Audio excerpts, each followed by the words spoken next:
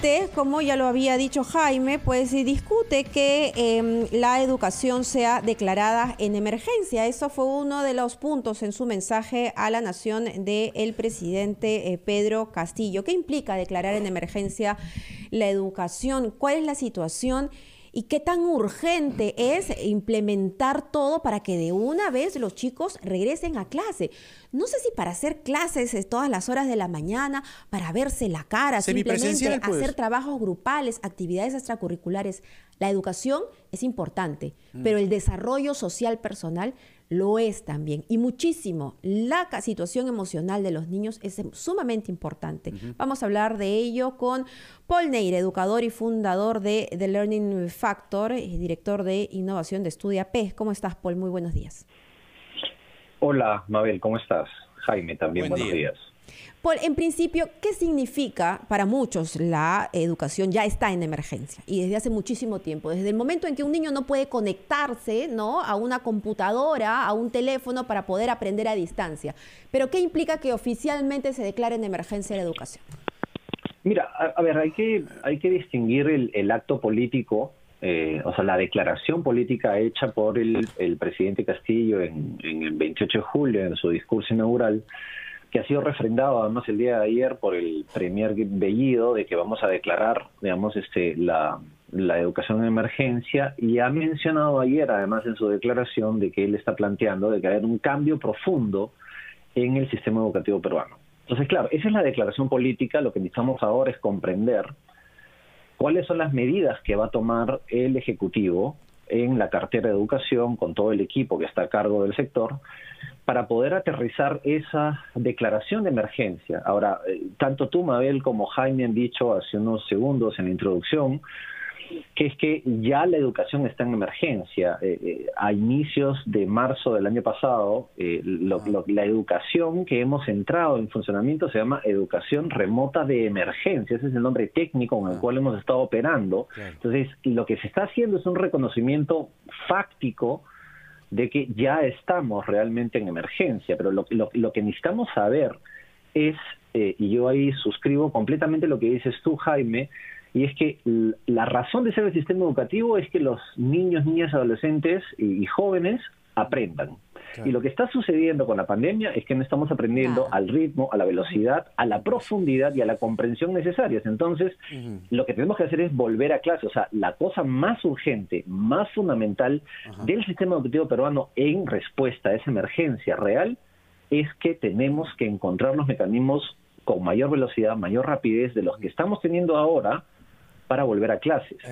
Yo te pediría por ir más allá, porque decir declaramos en emergencia, pues es un saludo a la bandera, o puede serlo. Muchas veces las grandes reformas se plantean desde el declaremos en emergencia y al final no pasa nada, todo quedó en emergencia y sigue en emergencia. Y lo segundo es, como bien coincidimos, la vuelta a clases ha sido algo realmente postergado, ¿no? Se ha postergado. Y anoche reflexionábamos con León Trachtenberg sobre que esto no es nuevo, es decir, relegar la educación no es de la pandemia. Más bien que la educación haya quedado relegada en la pandemia y que ahora se esté pensando en abrir cines, se abren casinos, se abren gimnasios, se abre todo menos las escuelas. Dice mucho de lo que estructuralmente en el Perú se ha planteado con respecto a la educación, al final de la cola. Sin duda. Entonces, ¿qué crees tú que el gobierno, más allá de decir declaro en emergencia, podría hacer? 3 pasos fundamentales. A ver, mira, quiero coger lo último que has dicho. Yo me temo que lo que está pasando con la educación en el Perú es que ha sido la primera cosa que se ha cerrado. No sé si ustedes se acuerdan, al día siguiente de la declaración, fue lo primero que se cierra, y probablemente, si seguimos así, va a ser lo último que se va a abrir. Tú mencionaste antes del corte, Jaime, de que son 188 países. No son 88. 88%. Son 145 países. Lo digo, el 88% de países en el mundo. Creo que me olvidé decir porcentaje, pero bueno. Sí, a ver, entonces, en concreto yo creo que los actos para poder concretizar, digamos, esta declaración de emergencia de la educación, siendo que es la segunda vez en este siglo que se declara en emergencia, y ahí reitero también lo que te has dicho, que se ha declarado y no se ha hecho mucho, digamos, La primera tiene que ver con un plan, con etapas, con fechas, con grupos de colegios identificados con nombre y apellido de cada colegio, de cuándo se van a abrir, en los niveles de presencialidad mediada que vamos a tener que tener de aquí en adelante. No estamos pretendiendo nosotros que el gobierno nos diga que vamos a presentar, revolver al 100% de presencialidad, sino es un proceso, pero tiene que tener fechas, nombres, regiones, distritos muy concretos y además un plan claro y ordenado de vuelta logística y operacionalizable por parte del ministerio, porque hay que poner a punto los colegios, hay que preparar, hay que gastar dinero, hay que volver a preparar a los docentes que hace casi 2 años están acostumbrados a trabajar con una pantalla de celular o de tablet o de computadora. Esa es una primera cosa. La segunda tiene que ver con un tema de asignación de recursos muy clara y muy definida y además transparente para ser observada por la ciudadanía de a dónde estamos poniendo el dinero para que esto suceda realmente de una vuelta a clases ordenada. Y un tercer punto fundamental es que tiene que haber una evaluación de dónde estamos parados. Desde el inicio de la pandemia hasta ahora, en términos de aprendizajes, en el Perú no se ha hecho ningún seguimiento sistemático, ordenado, técnico y científico de seguimiento de la evaluación. Porque para poder saber cuáles son los huecos que tenemos, necesitamos evaluación y eso no se ha dado a nivel estandarizado en todo el país.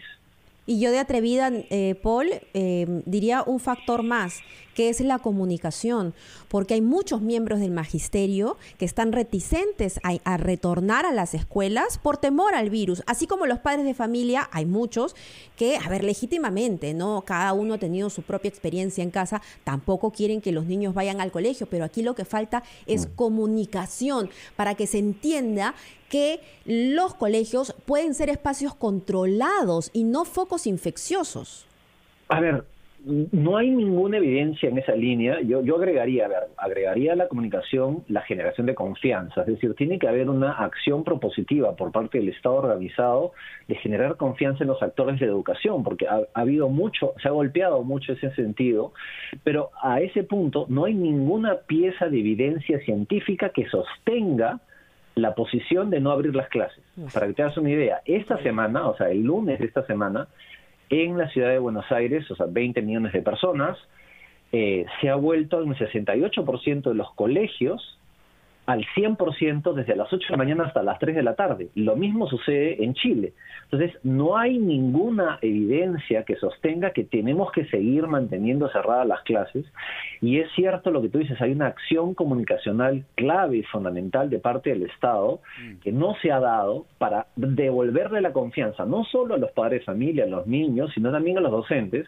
Y además, y ahí viene el tema de las vacunas, de que los docentes tienen que pasar el proceso de vacunación para darles además este refuerzo de confianza y de soporte por parte del Estado de que no va a haber, en el tiempo en el cual las cerca de 4.000 escuelas de ámbitos rurales que en el Perú se han abierto, hasta ahora no ha habido ni un solo caso de contagio en niños, ni un solo caso de contagio en docentes, lo cual nos muestra claramente que los soportes que está dando y la operatividad para regresar a clases en el Perú está funcionando, sin mencionar otras estadísticas de otros países que prueban de que es imposible esto de aquí que se contagien, ¿no? El educador Paul Neira con nosotros hablando de esta declaratoria de emergencia que la verdad el término está tan desgastado que lo primero y fundamental que se pide en este momento es que el gobierno tome cartas en el asunto y diga de una vez: tal día comienzan las clases. De hecho, el sábado 21 de abril se está convocando una gran marcha por la educación, convocada por el colectivo Volvamos a Clases Perú, porque de lo que se trata es, señores, ya dejémonos de cosas, ¿no? Sí. Eso estuvo bien seguro para marzo, abril, donde no teníamos idea de lo que era el virus. Pero ya estamos agosto del 2021 y no puede ser que los niños no puedan regresar a las clases, porque las clases no son solamente, yo le mando por WhatsApp el currículo. No, yo sí, prende tu computadora, hijito. No, es socializar, es interactuar, es estar con el profesor. Y la verdad es que se hizo muy mal cuando se dijo, no, a los profesores ya no los vacunamos. Y se hizo a un lado al profesor.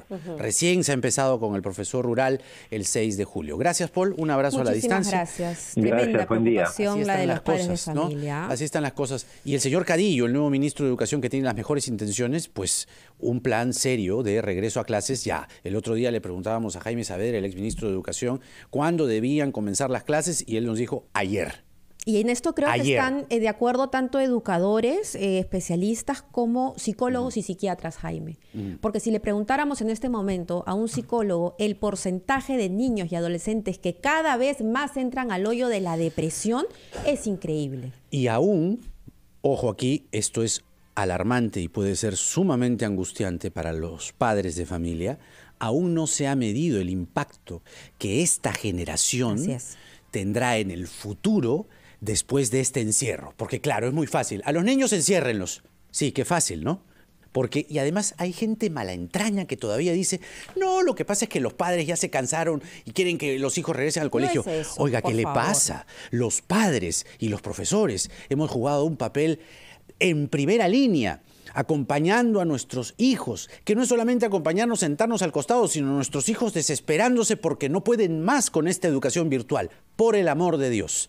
7 de la mañana con 31 minutos. ¿Ah? Ya regresamos. Vienen los titulares a continuación.